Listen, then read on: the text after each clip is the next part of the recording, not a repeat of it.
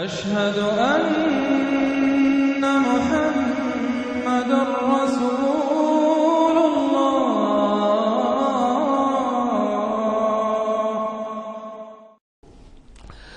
سورۃ الشورى، اور یہ سورت جو ہے اب ان 4 سورتوں میں یوں سمجھ لیے کہ کلائمیکس ہے، اس مضمون کا کلائمیکس نقطہ عروج یہاں آ رہا ہے، اور وہ ہے اجتماعی عملی توحید۔ انسان جو ہے ایک متمدن حیوان ہے، یہ مانتے ہیں سب لوگ، تمدن مل جل کر رہتا ہے، اسے اجتماعی نظام وجود میں آتا ہے۔ اجتماعی نظام کے مختلف پہلو ہم نے شمار کیے ہیں، ایک معاشرتی نظام ہے، اس سے بھی پہلے عائلی نظام ہے، خاندانی نظام ہے، پھر معاشرتی نظام ہے، پھر اقتصادی یا معاشی نظام ہے، پھر سیاسی نظام ہے۔ یہ تمام جو نظام ہیں، یہ جب تک کہ اللہ کی حاکمیت کے تابع نہیں ہوتے تو گویا کہ اجتماعی سطح پر تو توحید نہیں ہے، وہ تو شرک ہے۔ پھر افراد جو ہیں اکیلے اس میں ہو سکتے ہیں موحد ہوں، اور وہ کس شکل میں ہوں گے؟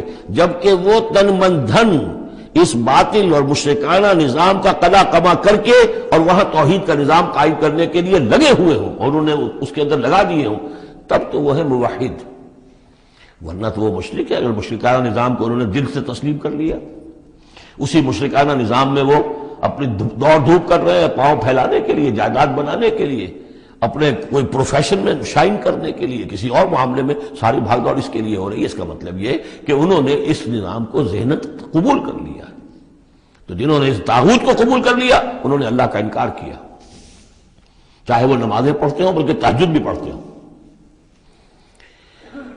تو اقامت دین کی اصطلاح اس صورت میں آ رہی ہے، اور اقامت دین کے موضوع پر یہ قرآن مجید کا ذروۂ سلام ہے۔ بسم اللہ الرحمن الرحیم، حامیم عین سین قاف۔ یہ ویسے تو 2 صورتوں میں سے ایک ہے جس میں 5 حروف آئے ہیں، ایک ہم پڑھ چکے ہیں کاف ہا یا عین صاد، لیکن یہ اس اعتبار سے منفرد ہے کہ حامیم علیحدہ اور عین سین قاف علیحدہ، تو 2 آیتیں اس سورہ مبارکہ کی یہ منفرد ہے کہ جو حروف مقطعات پر مشتمل ہے۔ مجھے اس سورہ مبارکہ سے بھی جو ایک خصوصی مناسبت ہے وہ میں عرض کر ہی دوں کہ سب سے زیادہ تو سورہ حدید، لیکن مکی قرآن میں سورہ حدید کا جو متوازن اور اس کا جو بدل ہے وہ سورہ شورى ہے۔ جو مقام سورہ حدید کو حاصل ہے مدنی قرآن میں، وہی مقام سورہ شورى کو حاصل ہے مکی قرآن میں، اور یہ بھی دیکھ لیجئے کہ تقریباً یہ دگنی ہے اس سے۔ اس کی آیات ہے 29، اس کی آیات ہے 53، اور چونکہ مکی قرآن جو ہے وہ دگنا ہے مدنی قرآن سے اپنے حجم کے اعتبار سے۔ کذالک یوحی الیک والی الذین من قبلک اللہ العزیز الحکیم۔ کذالک، اسی طرح وحی کرتا ہے اللہ اے نبی آپ کی طرف، اور ان لوگوں کی طرف بھی کرتا رہا ہے جو آپ سے پہلے تھے، وہ اللہ جو العزیز ہے الحکیم ہے۔ اب یہ کذالک کس چیز کی طرف اشارہ ہو رہا ہے؟ ایک تو یہ کہ جو بھی لوگ تھے اس وقت ان کے سامنے تھا کہ جس طریقے سے حضور کہتے تھے مجھ پر وحی آئی ہے، اور ایک اس سورہ مبارک کے آخر میں بھی آ جائے گا وحی کی قسمیں، جن کا کہ میں نے اس تعارف قرآن والے لیکچر میں ذکر کیا تھا، تو وہاں آگے جا کر آ جائے گا کہ وحی کس کس طور سے آتی ہے، انسانوں پر آتی رہی ہے۔ تو کذالک کی تشریح اس صورت میں وہاں ملے گی۔ لہو ما فی السماوات و ما فی الارض، اسی کا ہے جو کچھ کہے آسمانوں میں اور جو کچھ کہے زمین میں، وہو العلی العظیم، اور وہ بہت بلند و بالا ہے اور بہت عظمت والا ہے۔ تکاد السماوات یتفطرن من فوقہن، آسمان قریب ہے کہ اوپر سے پھٹ پڑے، یعنی اوپر ان کے اتنا بوجھ ہے، اتنا وزن ہے، اتنے فرشتے ہیں۔ ایک حدیث میں آتا ہے کہ بالشت بھر جگہ بھی خالی نہیں ہے جہاں کوئی نہ کوئی فرشتہ اللہ کا یا سرب سجود نہ ہو یا کھڑا نہ ہو قیام میں اللہ تعالیٰ کے لیے، تو یہ کیفیت ہے وہاں پہ۔ وما یعلم جنود ربک الا ہو، جو تیرے رب کے جو لشکر ہیں انہیں کوئی جانتا ہی نہیں سوائے خود اس کے، تو وہ پھٹ پڑنے کے تیار ہیں۔ بل ملائکۃ یسبحون بحمد ربہم، یہ سورہ مومن میں یہ بات آ چکی ہے کہ فرشتے جو ہیں وہ اہل زمین میں سے جو اہل ایمان ہیں ان کے لیے استغفار کرتے رہتے ہیں۔ والملائکۃ یسبحون بحمد ربہم، وہ اپنے رب کی تسبیح کے ساتھ حمد بھی کرتے ہیں، ویستغفرون لمن فی الارض، اور زمین والوں کے لیے جو زمین میں ہے اہل ایمان ان کے لیے استغفار کرتے رہتے ہیں۔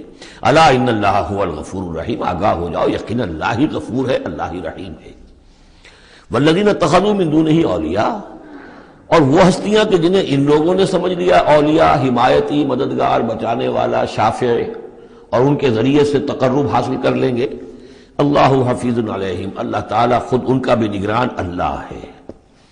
وما انت علیہم بوکیل، اور اے نبی آپ کو ان کے ذمہ دار نہیں ہے۔ وَكَذَلِكَ أَوْحَيْنَا إِلَيْكَ، کذالک پھر آ گیا، جیسے کذالک پہلی آیت میں تھا اور یہ 7ویں آیت میں بھی ہے، اس کذالک کا مفہوم آگے جا کے واضح ہوگا۔ اسی طرح ہم نے وہی کیا ہے آپ کی طرف اے نبی، قرآنًا عربیًا، یہ قرآن عربی، لِتُنذِرَ أُمَّ الْقُرَىٰ وَمَنْ حَوْلَهَا، تاکہ آپ خبردار کر دیں بستیوں کی ماں یا بستیوں کی جڑ، سب سے بڑی بستی، سب سے اہم بستی۔ یہ ہم پڑھ چکے ہیں سورہ قصص کی آیت نمبر 59 میں آیا تھا، حتیٰ نبعث فی امہا رسولا، جو بھی علاقہ ہے اس کی جو مرکزی بستی ہے ہم عذاب نہیں بھیجتے رہے جب تک کہ اس کی مرکزی بستی کے اندر رسول نہ بھیج دیں۔ تو اب یہ ام القریٰ ہے، جو مکے جو عرب کے لیے ام القریٰ ہے، ویسے یہ پوری دنیا کا ام القریٰ ہے۔ لتنذر ام القریٰ، اگر حضرت آدم واقعتاً یہ بات صحیح ہے کہ بیت اللہ حضرت آدم کا بنایا ہوا ہے، تو معلوم ہوا کہ پوری دنیا کا جو ہے واقعتاً ام القریٰ پھر یہی ہے، بیت العتیق، بہت پرانا گھر، تاکہ آپ خبردار کریں ام القریٰ کے رہنے والوں کو، من حولہا، جو ان کے ارد گرد ہیں۔ یہ مفہوم پہلے بھی آ چکا، میں نے عرض کیا ارد گرد جو ہے وہ تو دائرے کھینچتے جائیے تو پوری دنیا اس میں آ جائے گی۔ وَتُنذِرَ يَوْمَ الْجَمْعِ، اور خبردار کرنا ہے اس جمع ہونے والے دن، قیامت کا دن، لا ریب فیہ، جس میں کوئی شک نہیں ہے، فریق فی الجنت، ایک گروہ ہوگا جو جنت میں جائے گا، وفریق فی السعیر، اور ایک جماعت ہوگی کہ جو جہنم میں جائے گی۔ وَلَوْ شَاءَ اللَّهُ لَجَعَلَهُمْ أُمَّةً وَاحِدَةً، اگر اللہ چاہتا تو انہیں ایک ہی امت بنا دیتا، سبھی مومن ہوتے۔ وَلَٰكِن يُدْخِلُ مَن يَشَاءُ فِي رَحْمَتِهِ، لیکن نہیں، یہ تو اللہ تعالیٰ داخل کرتا ہے جو چاہتا ہے، جو خواہش مند ہوتا ہے، جو اس کی قیمت ادا کرنے کو تیار ہے، اس کو اپنی رحمت میں داخل کرتا ہے۔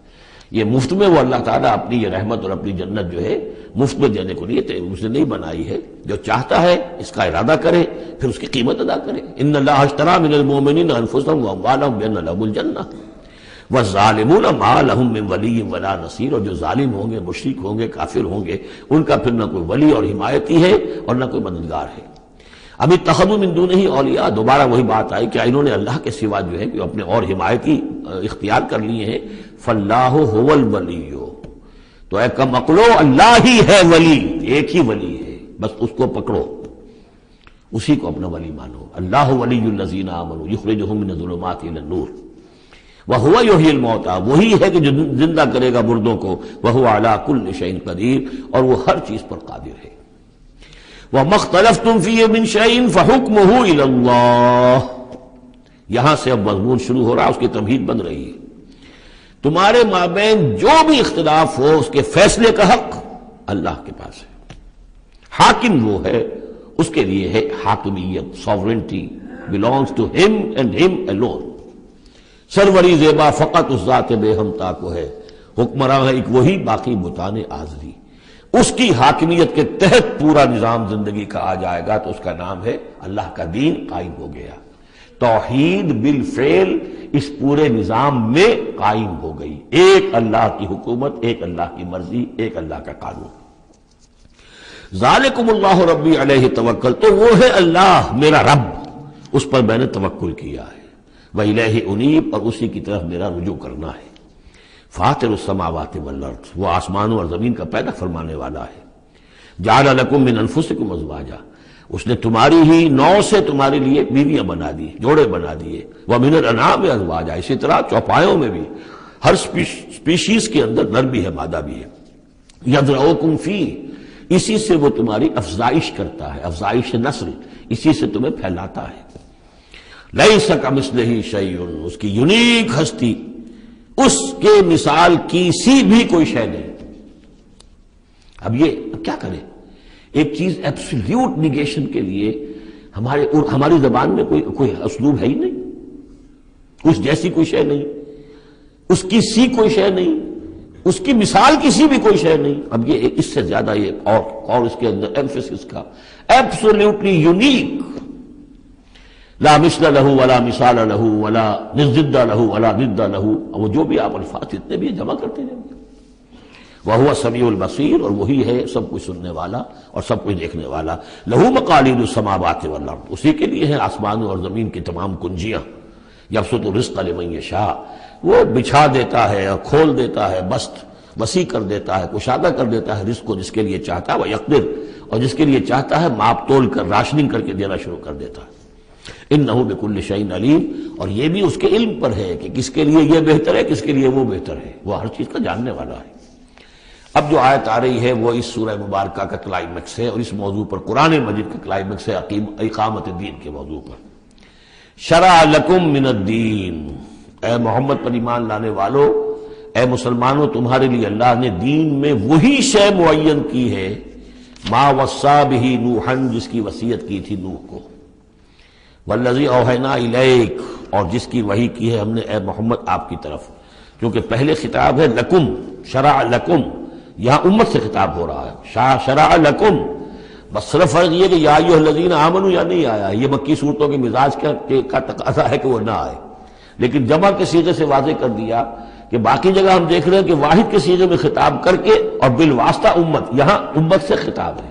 شرع لکم من الدین، تمہارے لیے دین میں وہی شے مقرر کی ہے، ما وصی بہ نوحا، جس کی وصیت کی تھی اس نے نوح کو، والذی اوحینا الیک، اور جس کو کی وحی کی ہم نے محمد آپ کی جانب صلی اللہ علیہ وسلم، وما وصینا بہ ابراہیم و موسیٰ و عیسیٰ، اور جس کی وصیت ہم نے کی ابراہیم کو اور موسیٰ کو اور عیسیٰ کو، ان اقیموا الدین، کہ دین کو قائم کرو۔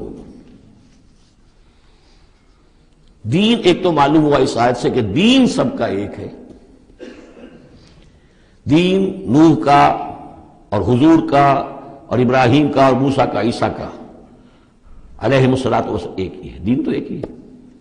ان ہذہ امتکم امۃ واحدہ وانا ربکم فاعبدون، دین تو ایک ہی ہے، شریعتیں مختلف ہیں لیکن دین کو قائم کرو۔ موسیٰ کے دور میں ان پر یہ فرض تھا کہ دین کو قائم کرو، اس کے لیے لڑو، جاؤ، جنگ کرو اور اس خطہ زمین کو حاصل کرو جس پر اللہ کا دین قائم کر سکو۔ تو صحیح سب کی یہی تھی، جد و جہد یہی تھی، توحید کا وہ تقاضا تھا کہ صرف انفرادی طور پر، اول تو یہ کہ صرف عقیدے میں نہیں، اپنے بھی عمل میں توحید جو ہے قبول کرو اور اختیار کرو، اور عمل میں بھی صرف انفرادی نہیں، اجتماعی توحید کو برپا کرنے کے لیے، قائم کرنے کی جد و جہد کرو۔ ان اقیموا الدین ولا تتفرقوا فیہ، دین میں تفرقے میں مبتلا نہ ہو جاؤ۔ الذین فرقوا دینہم، یہ ہم پڑھ چکے ہیں، دین کو پھاڑ دینا کہ زندگی کے ایک حصے میں اللہ کا حکم مانا جا رہا ہے، دوسرے حصے میں کسی اور کا مانا جا رہا ہے، یہ تفرقہ۔ یا دوسرا تفرقہ کہ آپ اختلاف کر سکتے ہیں کہ رفع یدین زیادہ ثابت ہے، میں کرتا ہوں، کسی کی رائے ہے کہ نہیں امام ابو حنیفہ کا موقف جو ہے وہ زیادہ صحیح ہے، وہ نہیں کرتا، کوئی حرج نہیں۔ لیکن دین میں، دین ایک ہے، دلیل ہوگی اللہ اور اس کے رسول کی، دین میں فرق نہیں ہے۔ وہ تو چاہے حنفی ہیں، مالکی ہیں، شافعی ہیں، حنبلی ہیں، سلفی ہیں، دین تو سب کا ایک ہے، اسلام۔ اسی طرح شریعت موسوی اور بھی کسی اور کی ہوگی، شریعت محمدی، دین سب کا ایک، اس میں تفرقہ نہیں ہونا چاہیے۔ دین کو قائم کرنے کی جد و جہد کرو، ولا تتفرقوا فی، دین میں تفرقہ نہ ہو۔ یہ ہے وہ اقامت دین کی فرضیت۔ اس میں چونکہ عام طور پر ترجمہ جو ہے شاید آپ کے پاس بھی ہو تو قائم رکھو دین کو کر دیا گیا ہے، وہ بھی صحیح ہے۔ دو ہی سچویشن ممکن ہے، یا تو دین قائم ہے تو اسے قائم رکھو، صحیح ہے۔ خیمہ اگر کھڑا ہے تو کھڑا رکھا جائے گا کہ آندھی آ رہی ہے تو آپ اس کی رسیوں کو پکڑ رہے ہیں، اس کے بانسوں کو پکڑ کر کھڑے ہو رہے ہیں تاکہ خیمہ گر نہ جائے، اس کو قائم رکھو۔ خیمہ گر گیا تو کھڑا کرو، اب اثر نو اسے آپ ریکٹ کریں گے۔ تو یہ دونوں ترجمے بالکل صحیح ہیں، قائم کرو، قائم رکھو، قائم ہے تو قائم کرو، قائم نہیں ہے تو رکھو، اور قائم نہیں ہے تو قائم کرو۔ ان اقیموا الدین ولا تتفرقوا فیہ کبر علی المشرکین ما تدعوہم الیہ، بہت بھاری ہے یہ مشرکین پر بات جس کی طرف اے نبی آپ ان کو بلا رہے ہیں۔ انہوں نے تو زندگی تقسیم کی ہوئی ہے، جو خدا کا ہے وہ خدا کو دو، اور جو قیصر کا ہے وہ قیصر کو دو، حکومت کا ہے وہ حکومت کو دو، اور جو مولوی کا حق ہے وہ مولوی کو دو۔ اب یہ تقسیم ہے جس پر دنیا چل رہی ہے، اور اس پر اگر فرض کیجئے علماء بھی راضی ہو گئے، ٹھیک ہے، ہمیں تو جو کچھ ہے وہ مل ہی رہا ہے نا، تو وہ تو پھر گویا کہ اس دین کی تنفی ہو گئی۔ جس نے اس تقسیم کے اوپر اپنے دل کو مطمئن کر لیا، جس نے ریکنسائل کر لیا ذہناً اپنے آپ کو اس تقسیم کے ساتھ، اس کا پھر اللہ سے کوئی تعلق نہیں، چاہے مشرکوں کو کتنا ناگوار ہو، مشرک تو پسند نہیں کرے گا اس کو۔ اللہ یجتبی الیہ من یشاء، اللہ جس کو چاہتا ہے اپنی طرف کھینچ لیتا ہے، وَيَهْدِي إِلَيْهِ مَن يُنِيبُ، اور جو خود رجوع کرتا ہے اس سے وعدہ ہے اس کا کہ ہدایت دے گا۔ یہ اللہ کی شان ہے، اللہ کسی کو راہ چلتے کو بلا لیتا ہے۔ اس کو صوفیہ کہتے ہیں سالک مجذوب اور مجذوب سالک۔ کچھ لوگ ایسے ہوتے ہیں کہ جو بڑی محنت کرتے ہیں، مشقت کرتے ہیں، سلوک طے کر رہے ہیں، روحانی منزلیں طے کر رہے ہیں، پھر کہیں جا کر وہ ایسی جگہ پر پہنچے کہ وہ کہہ سکتے ہیں کہ ہاں آپ کسی مقام پر آ گئے ہیں، اللہ کا کوئی قرب حاصل ہو گیا۔ ایک وہ ہوتے ہیں جنہیں اللہ پہلے کھینچ کے اپنے قریب کر لیتا ہے پہلے، اور پھر وہ سلوک طے کرتے ہیں۔ تو کچھ لوگ اس قسم کے ہوتے ہیں۔ صدیقین جو ہیں وہ سالک مجذوب ہیں، شہداء جو ہیں وہ مجذوب سالک ہیں، کھینچ لیا حضرت عمر کو اللہ تعالیٰ نے۔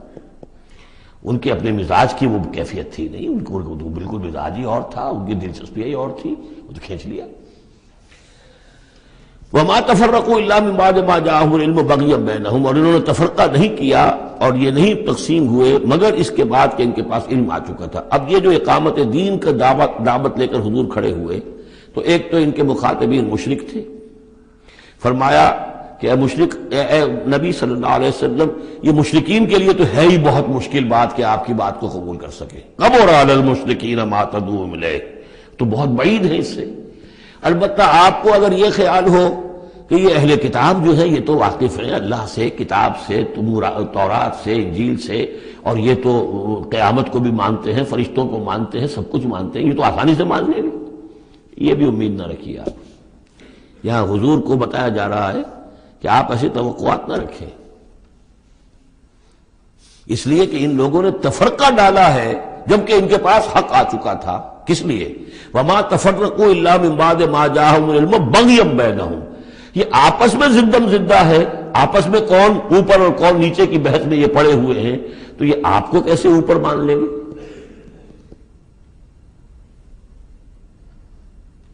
آپ کا قبلہ کیسے مان لیں گے؟ یہ ایک دوسرے کا قبلہ نہیں مانتے۔ یروشلم دونوں کا قبلہ ہے لیکن ایک نے شرقی کر لیا، ایک نے غربی کر لیا۔ جب اہل کتاب جو ہے آپس میں جھگڑ رہے ہیں، لڑ رہے ہیں، وہم یتلون الکتاب، اور جبکہ وہ پڑھ رہے ہیں کہ کتاب۔ قالت اليہود لیست النصارى علی شیء وقالت النصارى لیست اليہود علی شیء وہم یتلون الکتاب۔ تو اے نبی آپ کو کیسے مان لیں گے؟ توقع نہ رکھیے۔ توقع اگر ہوتی ہے انسان کو تو پھر مایوسی ہوتی ہے۔ Be prepared for the worst, پھر جو اللہ کی طرف سے آ گیا اس کے اوپر شکر ادا کیے، امید نہ رکھیے۔ امید زیادہ رکھیں گے تو جلدی مایوس ہو جائیں گے، تھک جائیں گے۔ کبر علی المشرکین، اب یہ دیکھیے اقامت دین کی جد و جہد اتنی مشکل شے ہے کہ حضور سے کہا جا رہا ہے کہ آپ جلدی کامیابی کی توقع نہ رکھیں۔ مشرکین کے لیے تو خیر یہ بہت بھاری ہے ہی، ان اہل کتاب سے بھی کوئی توقع نہ رکھیے۔ وما تفرقوا الا من بعد ما جاءهم العلم بغيا بينهم ولولا كلمة سبقت من ربك الى اجل مسمى، اور اگر وہ بات پہلے ہی سے تیرے رب کی جانب سے طے نہ ہو چکی ہوتی کہ ان کے لیے ایک اجل مسمى، ایک معین وقت ہے، لقضي بينهم، ان کے جو اختلافات ہیں ان کے فیصلے ابھی چکا دیے جاتے۔ وَإِنَّ الَّذِينَ أُورِثُوا الْكِتَابَ مِن بَعْدِهِمْ، اور جو لوگ کتاب کے وارث ہوئے ہیں ان کے بعد، لَفِي شَكٍّ مِّنْهُ مُرِيبٍ، وہ دھوکے میں پڑے ہوئے ہیں، شکوک و شبہات میں مبتلا ہو گئے ہیں۔ جب اللہ تعالیٰ کسی امت کو کتاب دیتا ہے اور اس امت کے اندر جو ہے پھر وہاں کے نوجوان فرض کیجئے تیسری چوتھی پانچویں نسل میں آ کر دیکھتے ہیں کہ جو اس کتاب کے عالم ہیں، پڑھنے پڑھانے والے ہیں، آپس میں دست و گریبان ہیں، لڑ رہے ہیں، ان کی زندگیوں کو بھی ہم دیکھتے ہیں تو وہ بھی اسی طرح کے دنیا دار ہیں جیسے ہم ہیں، تو ان کا اعتماد کتاب پر سے اٹھ جاتا ہے کہ ہم نے تو یہ کتاب پڑھی نہیں، انہوں نے تو پڑھی ہوئی ہے، یہ تو اس کتاب کو پیے ہوئے ہیں، اور پھر ان کا کردار یہ ہے۔ تو کیا ہے اس کتاب میں؟ پھر ذرا نوٹ کیجئے اس کو۔ وَإِنَّ الَّذِينَ أُورِثُوا الْكِتَابَ مِن بَعْدِهِمْ لَفِي شَكٍّ مِّنْهُ مُرِيبٍ، ان کے اندر شکوک و شبہات، ریب پیدا ہو جاتے۔ فَلِذَلِكَ فَادْعُ، فَلِذَلِكَ فَادْعُ، تو اے نبی آپ اسی کی دعوت دیتے رہیے، دیتے رہیے۔ ذالکہ کا اشارہ کدھر ہوگا؟ ان اقیم الدین، اقامت دین کی دعوت دیتے رہیے، دیتے رہیے۔ وَاسْتَقِمْ كَمَا أُمِرْتَ، آپ کو اقامت دین کا حکم دیا گیا ہے، دین کو غالب کرنے کی جد و جہد کے لیے آپ کو بھیجا گیا ہے، آپ اسی پر جمے رہیے۔ Never settle for anything less, یہ تو چاہیں گے کمپرومائز کرنا، وَدُّوا لَوْ تُدْهِنُوا فَيُدْهِنُونَ، یہ کافر تو چاہیں گے کہ آپ ذرا نرم پڑے تو وہ بھی نرم پڑ جائیں، لیکن آپ نہیں، آپ کھڑے رہے۔ الحق من ربکم، سورہ کہف میں ہم پڑھ چکے ہیں، الحق من ربکم فمن شاء فلیؤمن ومن شاء فلیکفر، یہ حق ہے تمہارے رب کی طرف سے، جو چاہے پورے پر ایمان لائے، جو چاہے چھوڑ دے، دفع ہو جائے۔ اللہ کو تمہاری ضرورت نہیں ہے، تمہیں اللہ کی ضرورت ہے۔ فَلِذَٰلِكَ فَادْعُ وَاسْتَقِمْ كَمَا أُمِرْتَ وَلَا تَتَّبِعْ أَهْوَاءَهُمْ، ان کی خواہشات کی پیروی نہ کیجیے۔ یہی بات ہے جو پھر آگے سورہ بقرہ میں آئی۔ آگے اس لیے کہہ رہا ہوں کہ نازل تو بعد میں ہوگی نا، ابھی 5-6 سال کے بعد نازل ہوگی سورہ بقرہ۔ لن ترضى عنك اليهود ولا النصارى حتى تتبع ملتهم، اے نبی یہودی اور نصرانی آپ سے راضی نہیں ہوں گے جب تک کہ آپ ان کی پیروی نہ کریں۔ وہ تو کہیں گے ہمارے پیچھے چلو،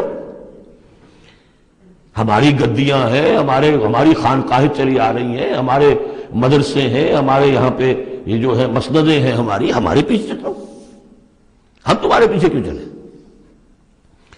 بڑی اہم ہے یہ 3 آیتیں، بڑی اہم ہے، بڑی اہم ہے۔ شرع لکم من الدین سے شروع ہو کر اور یہ 15ویں آیت، فَلِذَٰلِكَ فَادْعُ وَاسْتَقِمْ كَمَا أُمِرْتَ وَلَا تَتَّبِعْ أَهْوَاءَهُمْ وَقُلْ آمَنْتُ بِمَا أَنزَلَ اللَّهُ مِنْ كِتَابٍ، اور کہہ دیجئے کہ میرا ایمان تو ہے اس کتاب پر جو اللہ نے نازل کی ہے۔ یہ گویا کہ خلاصہ آ گیا یہ سورہ حامیم سجدہ کا، وہ کتاب 6 دفعہ جو کتاب کا ذکر اس میں آیا ہے۔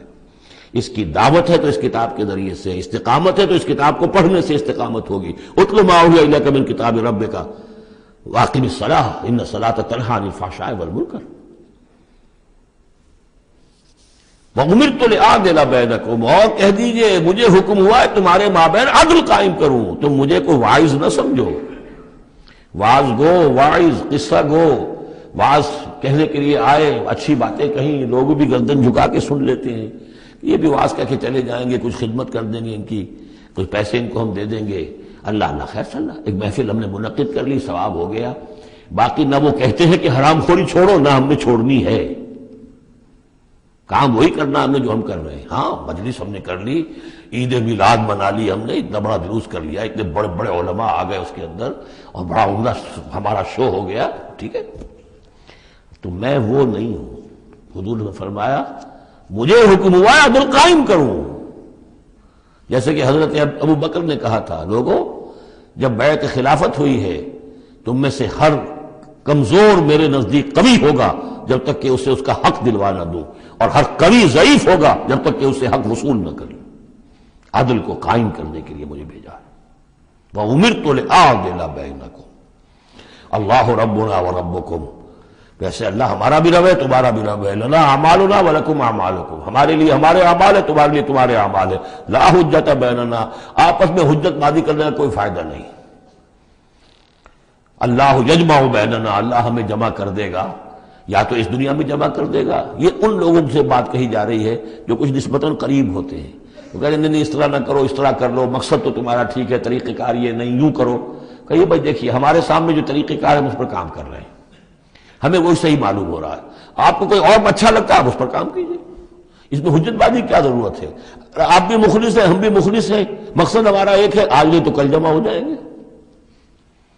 یا آپ پر واضح ہو جائے گا کہ ہمارا طریقہ کار غلط تھا، یا ہم پر واضح ہو جائے گا کہ ہم نے جسے صحیح سمجھا تھا وہ غلط تھا، جڑ جائیں گے۔ جب تک آپ سمجھ رہے ہیں کہ آپ کا طریقہ کار صحیح ہے، ہم سمجھتے ہیں کہ ہمارا طریقہ کار صحیح ہے، آپ اس پر عمل کیجیے، ہم اس پر عمل کریں گے۔ اللہ ربنا وربکم لنا اعمالنا ولکم اعمالکم لا حجت بیننا وبینکم اللہ یجمع بیننا، اللہ ہمیں جمع کر دے گا، آج نہیں تو کل، کل نہیں تو پرسوں۔ جیسے منی سے چلتے ہیں قافلے، لاکھوں قافلے ہوتے ہیں جو چلتے ہیں، اور وہ 8 9 10 سڑکیں ہیں، سڑکیں کیا ہیں، وہ سب کے سب فٹ بال کے گراؤنڈز ہیں، چل رہے ہیں قافلے، لیکن سب سڑکیں جو ہیں وہ کنورج کر رہی ہیں عرفات پر۔ جیسے جیسے قافلے بڑھ رہے ہیں وہ سڑکوں کے مابین فاصلے کم ہو رہے ہیں۔ تو اگر تو ہماری منزل واقعی اقامت دین ہے تو چاہے ہم اس سڑک سے آ رہے ہیں چاہے اس سڑک سے آ رہے ہیں، آگے پہنچ جائیں گے۔ اللہ یجمع بیننا، میدان عرفات میں تو ہم جمع ہو جائیں گے نا۔ اور بالفرض اگر دنیا میں ہم جمع نہ ہوئے، الیہ المصیر، ایک دن تو آنا ہے نا قیامت کا، جب اللہ کی طرف اللہ کی عدالت میں کھڑے ہوں گے، وہاں تو ایک جگہ ہوں گے کہ نہیں؟ وہاں دودھ کا دودھ پانی کا پانی علیحدہ ہو جائے گا۔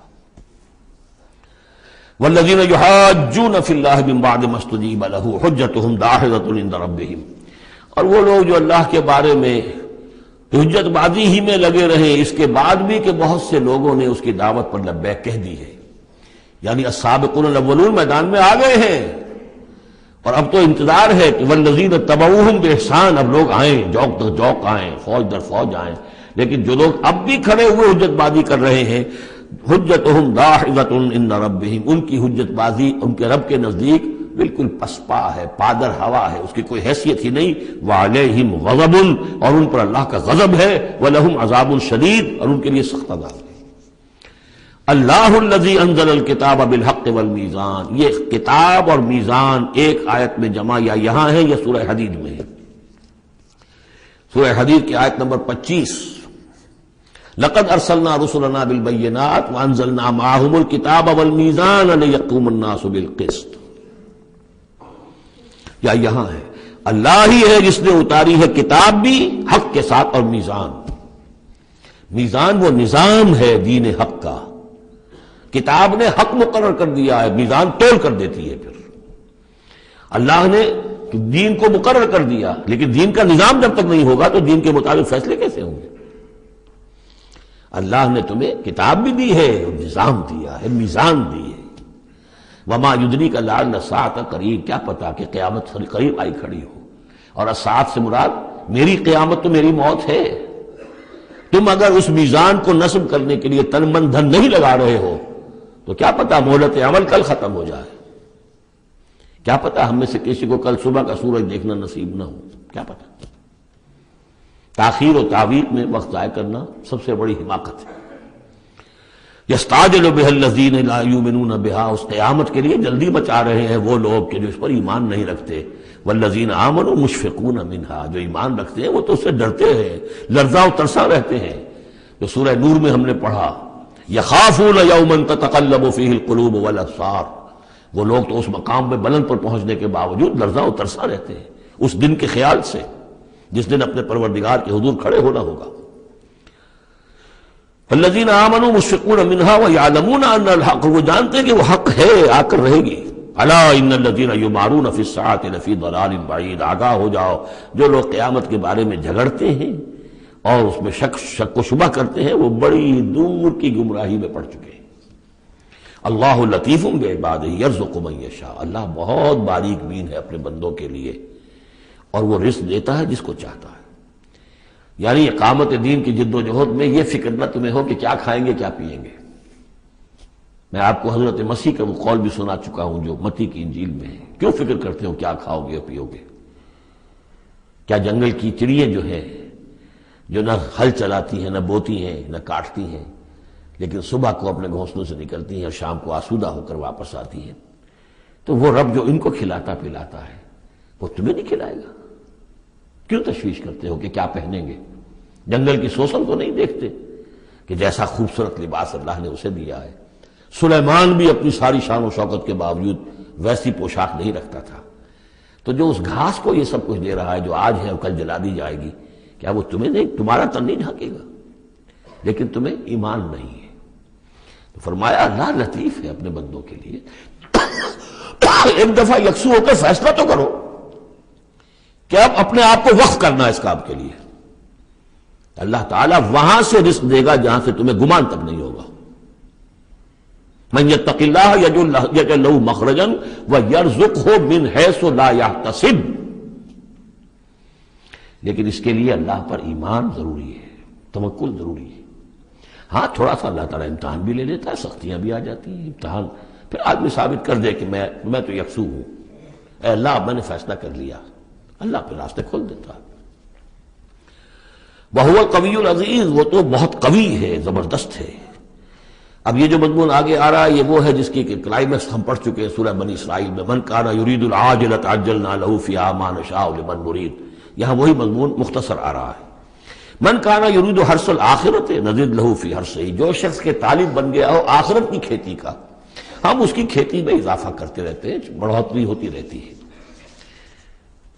ومن کان یرید حرث الدنیا، اور جو بن گیا ہے دنیا ہی کی کھیتی کا طالب، نؤتہ منہا، ہم اس میں سے اسے کچھ دے دیتے ہیں، فما لہ فی الآخرۃ من نصیب، پھر آخرت میں اس کا کوئی حصہ نہیں ہے۔ ام لہم شرکاء شرعوا لہم من الدین ما لم یأذن بہ اللہ، یہ شرک کے معاملے میں یہ مضمون بہت اہم ہے۔ ایک تو بار بار آیا ہے کہ نہ اللہ نے کوئی سند اتاری، نہ سلطان اتاری، نہ کسی کتاب میں اس کے لیے کوئی دلیل اتاری، کہیں کچھ ہے ہی نہیں۔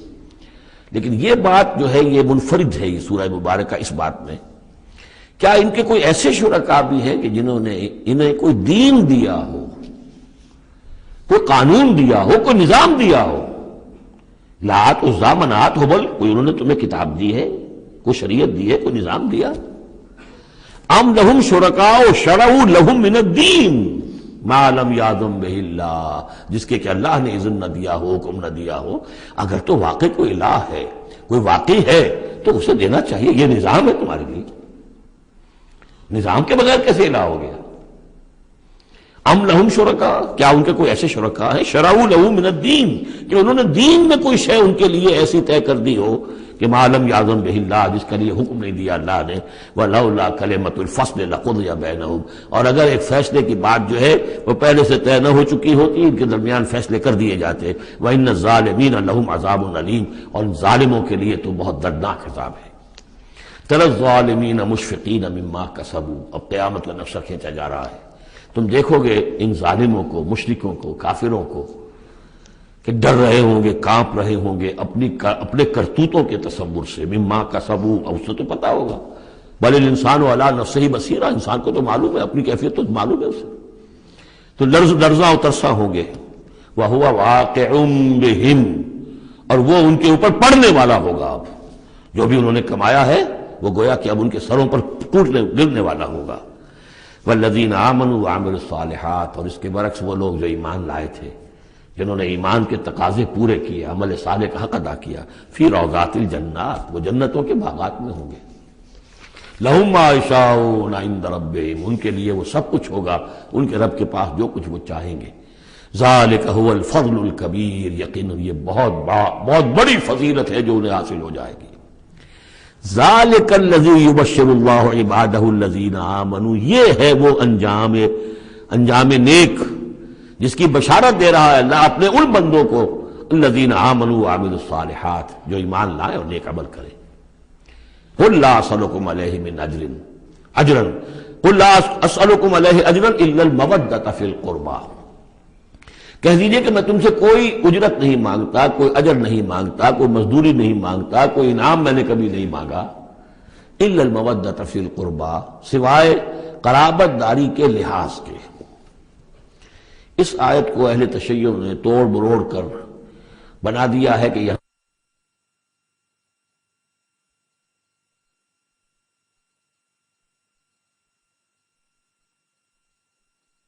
میں اہل تشیع نے اس کے مفہوم کو توڑ مروڑ کر بہت غلط اس سے نتیجہ نکالا ہے، اور وہ یہ کہ اے نبی کہہ دیجئے کہ میں تم سے کوئی اجر طلب نہیں کرتا سوائے اس کے کہ میرے قرابت داروں سے محبت کرو، یعنی اور اس میں خاص طور پر چونکہ ان کے لیے جو ہے وہ حضرت علی، حضرت فاطمہ اور حضرات حسنین رضی اللہ تعالیٰ عنہم اجمعین، ان کا خاص طور پر یہ کہ ان سے محبت جو ہے یہ مراد ہے یہاں پر۔ حالانکہ اس کا مفہوم بالکل جدا ہے کہ میں تم سے کوئی اجر تو نہیں مانگتا، لیکن یہ کہ میں تم سے یہ ضرور چاہتا ہوں کہ قرابت کا لحاظ تو کرو، میں آخر تمہارے کنبے کا آدمی ہوں، قبیلے کا آدمی ہوں، تم جو کچھ میرے ساتھ کر رہے ہو، جو عرب کی ایک تہذیب ہے، اس کا ایک کلچر ہے، قرابت کا جو لحاظ ہوتا ہے وہ تو کرو۔ تمہارا جو طرز عمل ہے اس میں تو گویا کہ تم نے ان ساری ہی جو بھی ہماری روایات میں سے جو اچھی چیزیں تھیں، میری زدم زدہ میں، میرے شقاق میں آ کر تم نے سبھی کو نظر انداز کر دیا ہے۔ بس یہ ہے اس کا مفہوم۔ قل لا اسألکم علیہ اجرا الا المودۃ فی القربى ومن یقترف حسنۃ نزد لہ فیہا حسنا، اور جو کوئی بھی کوئی بھلائی کمائے گا تو ہم اس کے لیے اس میں اور بھلائی میں اضافہ کرتے رہیں گے۔ ان اللہ غفور شکور، یقیناً اللہ تعالیٰ غفور ہے اور شکور ہے۔ ام یقولون افترى علی اللہ کذبا، کیا ان کا یہ خیال ہے کہ یہ قرآن محمد نے خود گھڑ کر صلی اللہ علیہ وسلم اللہ تعالیٰ کی طرف منسوب کر دیا ہے؟ فَإِن يَشَإِ اللَّهُ يَخْتِمْ عَلَىٰ قَلْبِكَ، اب یہاں پہ خطاب حضور سے کرتے ہوئے اللہ تعالیٰ فرما رہے ہیں کہ اے محمد اگر ہم چاہیں، اگر اللہ چاہے تو آپ کے قلب کے اوپر مہر کر دے، یعنی پھر یہ کہ یہ جو آپ کے پاس وحی آ رہی ہے وہ وحی نہیں آ سکے گی، یعنی وحی کا آنا جو ہے اس میں آپ کے اختیار کو سرے سے یہ دخل بھی نہیں ہے۔ کجا یہ کہ آپ اس کو بنائیں، گھڑیں اور اس کو خود تصنیف کریں، یہ تو بالکل خالصتاً آپ کے لیے وہبی شے ہے۔ اگر ہم چاہیں، اللہ چاہے تو یہ کہ اسی طرح جیسے کہ سورہ بنی اسرائیل میں آ چکا ہے کہ ہم چاہیں تو لنذهبن بالذی اوحینا الیک، پھر ہم لے جائیں، سلب کر کے لے جائیں آپ سے اس وحی کو، اور قرآن مجید آپ کے سینے میں سے ہم سلب کر لیں، اختیار مطلق ہمارا ہے۔ ان کو بتایا جا رہا ہے کہ اس میں محمد الرسول اللہ صلی اللہ علیہ وسلم کا شخصی طور پر کوئی دخل نہیں۔ وَيَمْحُ اللَّهُ الْبَاطِلَ وَيُحِقُّ الْحَقَّ بِكَلِمَاتِهِ، اور اللہ تعالیٰ باطل کو تو محو کر دیتا ہے، مٹا دیتا ہے، اور حق کا حق ہونا اپنی باتوں سے، اپنے کلمات سے ثابت فرما دیتا ہے۔ بس اس میں وقت لگتا ہے، لیکن یہ کہ بالآخر احقاق حق اور ابطال باطل، یہ الفاظ آئے تھے سورہ انفال میں، اس لیے کہ اس کے بعد جو ہے غزوہ بدر میں وہ احقاق حق اور ابطال باطل کا جو ہے مرحلہ گویا کہ وہ مبرہن ہو گیا، واضح ہو گیا، اور الفرقان، فرق کر دیا اس نے حق و باطل کے مابین۔ انہ علیم بذات الصدور، یقیناً وہ واقف ہے اس سے بھی کہ جو سینوں کے اندر پوشیدہ ہے۔ وَهُوَ الَّذِي يَقْبَلُ التَّوْبَةَ عَنْ عِبَادِهِ، اور وہی ہے کہ جو اپنے بندوں سے توبہ کو قبول فرماتا ہے۔ وَيَعْفُو عَنِ السَّيِّئَاتِ، اور ان کی بہت سی برائیوں سے عفو درگزر سے بھی کام لیتا ہے بہت سی برائیوں کے بارے میں۔ وَيَعْلَمُ مَا تَفْعَلُونَ، اور جو کچھ تم کرتے ہو وہ اس کے علم میں ہے۔ وَيَسْتَجِيبُ الَّذِينَ آمَنُوا وَعَمِلُوا الصَّالِحَاتِ وَيَزِيدُهُم مِّن فَضْلِهِ، اور جو لوگ ایمان لائے ہوں اور ایمان ان کے ساتھ نیک عمل کر رہے ہوں، ان کی وہ دعائیں سنتا ہے، قبول فرماتا ہے، اور انہیں اپنے فضل سے اور دیتا ہے، مزید ان کے اندر، ان کے ایمان اور اعمال کے اندر ترقی فرماتا ہے۔ وَالْكَافِرُونَ لَهُمْ عَذَابٌ شَدِيدٌ، اور جہاں تک کافروں کا تعلق ہے ان کے لیے تو پھر بہت سخت سزا ہے۔ وَلَوْ بَسَطَ اللَّهُ الرِّزْقَ لِعِبَادِهِ لَبَغَوْا فِي الْأَرْضِ، اگر اللہ تعالیٰ نے اپنے بندوں کے لیے زمین میں رزق کو کھول دیا ہوتا، خزانے جو ہے بہت کشادہ کر دیتا، ہر ایک کو بالکل با فراغت ہر وقت بسہولت رزق مل رہا ہوتا، تو پھر تو یہ زمین میں اور زیادہ سرکشی کرتے۔ ابھی ان کا حال یہ ہے کہ محنت کرنی پڑتی ہے، مشقت کرنی پڑتی ہے، تب ان کو 2 وقت کی روٹی ملتی ہے، تب تو ان کی سرکشی کا یہ عالم ہے۔ وَلَوْ بَسَطَ اللَّهُ الرِّزْقَ لِعِبَادِهِ لَبَغَوْا فِي الْأَرْضِ وَلَٰكِن يُنَزِّلُ بِقَدَرٍ مَّا يَشَاءُ، لیکن اللہ تعالیٰ نازل کرتا ہے اندازے کے مطابق جو چاہتا ہے۔ انہ بعبادہ خبیر بصیر، یقیناً وہ اپنے بندوں کے حالات سے باخبر بھی ہے اور دیکھ بھی رہا ہے۔ وہو الذی ینزل الغیث، اور وہی ہے کہ جو بارش برساتا ہے، من بعد ما قنطوا، جبکہ وہ مایوس ہو چکے ہوتے ہیں، یعنی موسم گزر رہا ہے اور بارش نہیں ہوئی ہے تو دلوں کے اوپر جو ہے مایوسی کے سائے گہرے ہوتے جا رہے ہیں، لیکن اچانک پھر اللہ تعالیٰ بارش برسا دیتا ہے۔ وَهُوَ الَّذِي يُنَزِّلُ الْغَيْثَ مِن بَعْدِ مَا قَنَطُوا وَيَنشُرُ رَحْمَتَهُ، اور بارش کے برسنے سے پھر اس کی رحمت جو ہے وہ پھیل جاتی ہے، عام ہو جاتی ہے، اس کا بستر بچھ جاتا ہے۔ وَهُوَ الْوَلِيُّ الْحَمِيدُ، اور یقیناً وہی ہے کہ جو پشت پناہ ہے، مددگار ہے، حامی ہے، اور اپنی ذات میں ستودہ صفات ہے، اسے کسی حمد کی حاجت نہیں ہے۔ وَمِنْ آیَاتِهِ خَلْقُ السَّمَاوَاتِ وَالْأَرْضِ، اور اس کی نشانیوں میں سے ہے آسمان اور زمین کی تخلیق۔ وَمَا بَثَّ فِيهِمَا مِن دَابَّةٍ، اور یہ کہ ان دونوں میں جو اس نے جاندار پھیلا دیے ہیں۔ ظاہر بات ہے کہ آسمانوں میں فرشتے ہیں، زمین میں آپ کو معلوم ہے حیوانات ہیں، حشرات الارض ہیں، طرح طرح کے جاندار ہیں، اور پھر انسان ہیں۔ وَهُوَ عَلَىٰ جَمْعِهِمْ إِذَا يَشَاءُ قَدِيرٌ، اور وہ جب بھی چاہے گا ان کو جمع کرنے پر قادر ہے، چاہے وہ پھیل گئے ہیں، پوری زمین میں پھیل گئے ہیں، آسمانوں میں پھیلے ہوئے ہیں، لیکن جب اللہ چاہے گا انہیں جمع کر لے گا۔ وَمَا أَصَابَكُم مِّن مُّصِيبَةٍ فَبِمَا كَسَبَتْ أَيْدِيكُمْ، اور تم پر جو کوئی بھی مصیبت آتی ہے تو در حقیقت وہ تمہارے اپنے ہاتھوں کے کرتوتوں کی وجہ سے۔ وَيَعْفُو عَن كَثِيرٍ، اور بہت سے تمہاری جو خطائیں ہیں ان سے تو اللہ تعالیٰ عفو کرتا رہتا ہے، معاف کرتا رہتا ہے، تمام غلطیوں پر نہیں پکڑتا، البتہ کچھ غلطیوں کے اوپر اس کا خمیازہ کچھ تھوڑا بہت تمہیں اس دنیا میں بھی دکھا دیتا ہے۔ وَمَا أَنتُم بِمُعْجِزِينَ فِي الْأَرْضِ، اور تم اللہ تعالیٰ کو نہ تو زمین کے اندر ہرا سکتے ہو، شکست دے سکتے ہو، اور گویا کہ یہاں پر مخفف مانیے ولا فی السماء، جس طرح کہ اس سے پہلے آ بھی چکا ایک مقام پر، نہ آسمان میں، یعنی یہ کہ اللہ تعالیٰ کی مشیت کو کوئی شخص جو ہے اس کو شکست نہیں دے سکتا، اس کی اپنی تدبیر ہے، وہ فعال لما یرید ہے، جو ارادہ کر لیتا ہے کر گزرتا ہے۔ وما لکم من دون اللہ من ولی ولا نصیر، اور نہیں ہے تمہارے لیے اللہ کے سوا کوئی ولی اور نہ مددگار۔ ومن آیاتہ الجوار فی البحر کالعلام، اور اس کی نشانیوں میں سے وہ جہاز بھی ہیں جو چلتے ہیں دریاؤں میں اور سمندر میں، اور ایسے ہیں جیسے پہاڑ ایسے جہاز، بڑے بڑے جہاز۔ ان یشاء یسکن الریح، اگر اللہ چاہے تو وہ ہوا کو کھڑا کر دے، ہوا کو ساکن کر دے، اس لیے کہ ظاہر بات ہے یہ بادبانی جہاز ہوتے تھے جو چلتے تھے اور ہوا ہی انہیں لے کر چلتی تھی۔ ان یشاء یسکن الرِّیحَ، اگر اللہ چاہے تو وہ ہوا جو ہے ساکن ہو جائے، فَيَظْلَلْنَ رَوَاكِدَ عَلَىٰ ظَهْرِهِ، تو پھر وہ کھڑے کے کھڑے رہ جائیں گے سمندر کی پیٹھ پر، یعنی سمندر کے جو ہے پانی کی سطح پر وہ کھڑے رہ جائیں گے۔ ان فی ذلک لآیات لکل صبار شکور، یقیناً اس میں نشانیاں ہیں ان سب لوگوں کے لیے جو صبر کرنے والے ہوں اور جو شکر کرنے والے ہوں۔ اور یوبقہن بما کسبوا، یا پھر اللہ تعالیٰ ان کو غرق کر دے، تباہ کر دے ان جہازوں کو ان کے گناہوں کی پاداش میں۔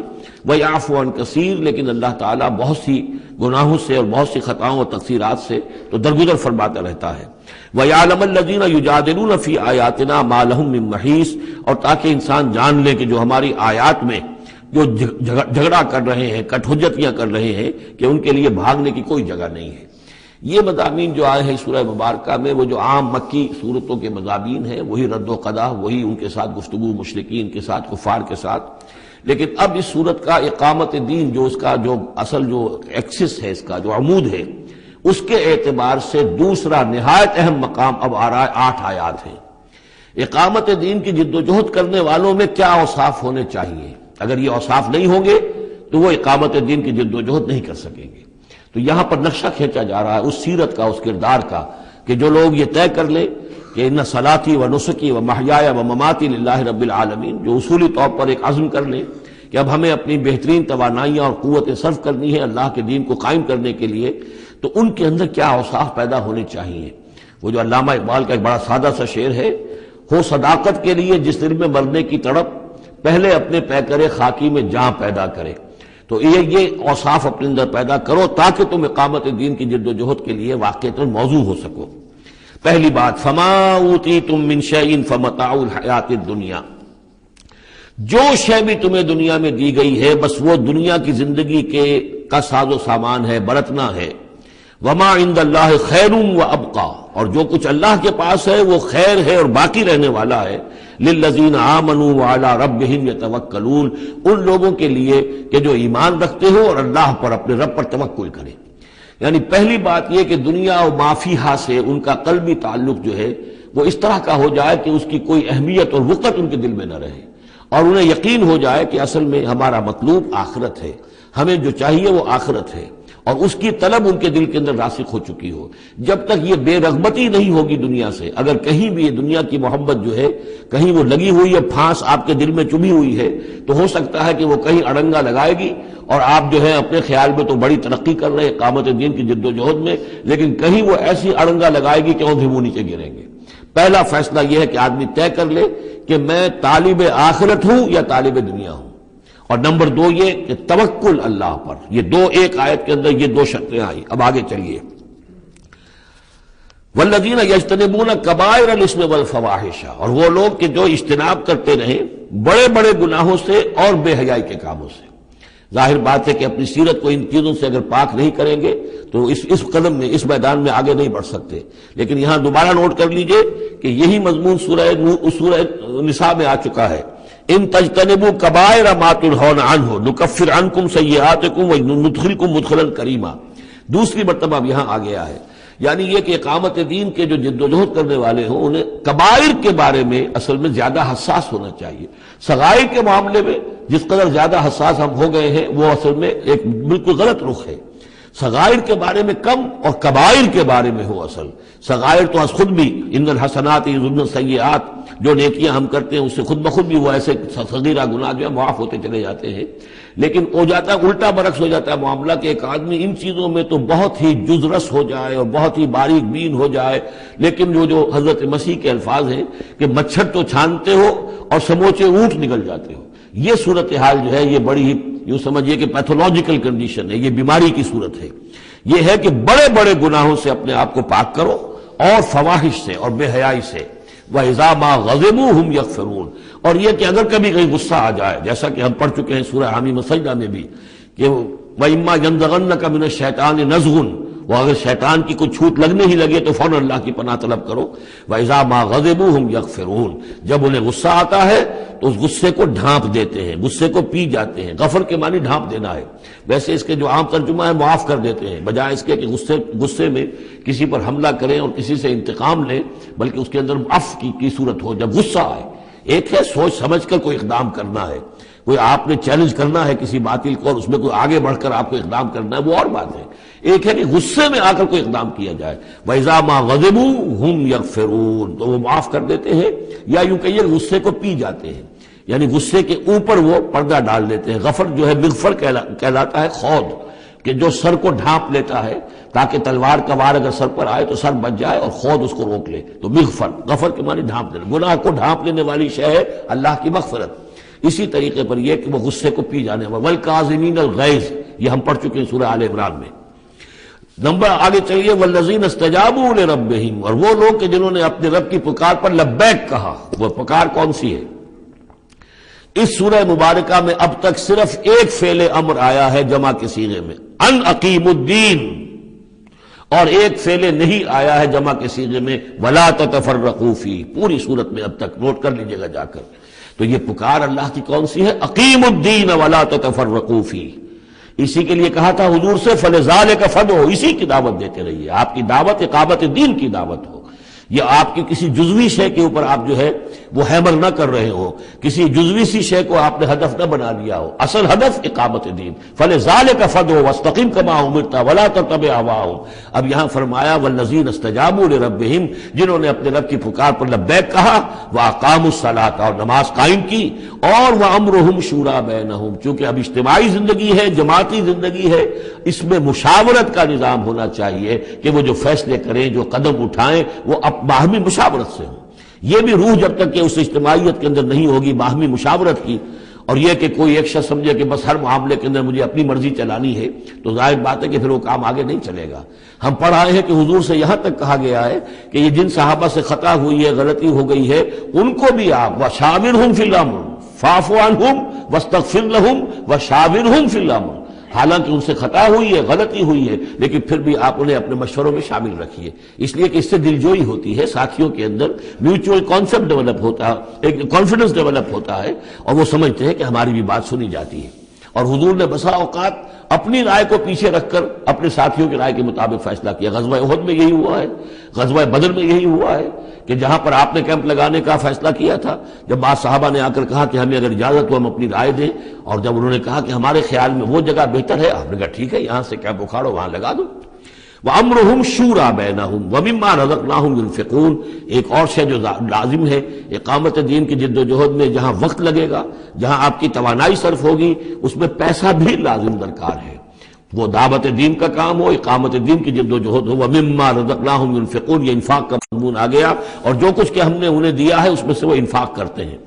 وَالَّذِينَ إِذَا أَصَابَهُمُ الْبَغْيُ هُمْ يَنْتَصِرُونَ. یہ وہ چیز ہے جس کے لیے میں نے نوٹ کرایا تھا کہ ایک ہے دعوت دین کا مرحلہ. اس دعوت کے مرحلے میں تو صورت وہ بتائی گئی کہ ادفع باللتی ہی احسن. اگر کوئی تمہیں گالی دے تم دعا دو، کوئی تمہیں پتھر مارے تم پھول پیش کرو. لیکن اقامت دین کی جد و جہد، اس کے اندر آگے چل کر معاملہ آتا ہے. جیسے قتال کا مرحلہ آ گیا تو وہاں تو فرمایا قاتلوا فی سبیل اللہ الذین یقاتلونکم اخرجوہم من حیث اخرجوکم، نکالو انہیں وہاں سے جہاں سے انہوں نے تمہیں نکالا ہے. یہاں آ کر معاملہ کیا ہے؟ والذین اذا اصابہم البغی ہم ینتصرون. اور وہ لوگ کہ جن پر اگر کوئی زیادتی کی جاتی ہے تو وہ بدلہ لیتے ہیں.